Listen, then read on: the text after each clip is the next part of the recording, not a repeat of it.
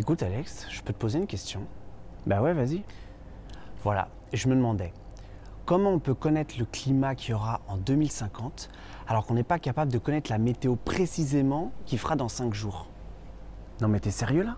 Bah oui, je suis sérieux. Pourquoi? Mais parce qu'on l'a déjà expliqué. Dans le chapitre précédent sur la complexité des systèmes climatiques, j'ai déjà expliqué à tout le monde que la météo et le climat, c'était pas la même chose. Ouais, et qui te dit que le climat, il n'a pas déjà changé par le passé et que là, en fait, il est juste en train de changer et donc que c'est normal? Alors là-dessus, t'as pas tout à fait tort. En effet, par l'analyse des fossiles, mais aussi par l'étude des roches carbonatées et des bulles d'air prisonnières des glaces de l'Atlantique, il a été montré que des changements climatiques avaient déjà eu lieu par le passé. Ainsi, on estime qu'au Cambrien, il faisait près de 14 degrés de plus qu'aujourd'hui, alors qu'il y a seulement 22 000 ans, il en faisait 6 de moins. Le climat n'est donc pas quelque chose de figé, il varie dans le temps. Tu vois que j'avais raison.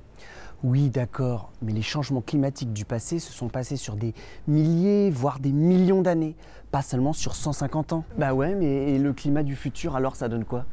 Pour ce qui est du climat du futur, les chercheurs du GIEC estiment un réchauffement climatique de l'ordre de 1,5 à 5 degrés d'ici la fin du XXIe siècle.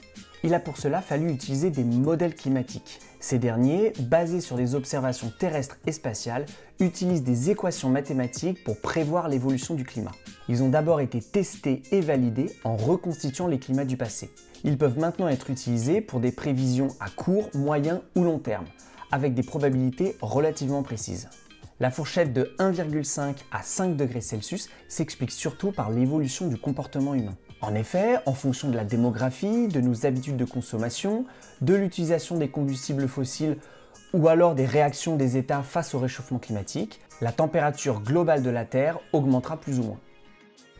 Pour en savoir plus sur les modèles climatiques utilisés par les chercheurs, rends-toi au chapitre « Le climat du futur ».